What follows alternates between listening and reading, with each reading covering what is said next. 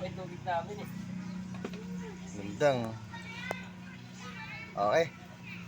Pagmasdan natin itong mga mga galaro na tumbang preso. Kung sa amin itong mga mga kaidol, ito ay tinatawag na Batulata, probinsya. Ayan dinlay-nanday yung araw. Wala silang pake sa araw, sa init. Basta mag-enjoy lang. Ayan. Ayan sila. Kaya sarap balikan yung mga nakaraan. Sa edad, mga ganyang edad nung araw. Ayan. Larong probinsya. Minsan nagpadulasan sa bangin.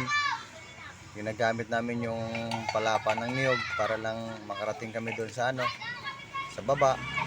Pag nagbaba, aakyat kami sa bundok. Tapos sasakay uli hanggang yung short namin may butas para may may tatlong mata sa puwitan dahil na kinain na ng nakayod sa lupa. Ganun ang buhay nung kabataan namin. Wala nang pakialam na sa araw yan mga idol. Tama. Nandyan dyan, isa rin pamangking ko, yung apo ko nandyan din. Ayan yung apo ko, yung lumampot, yan apo ko yan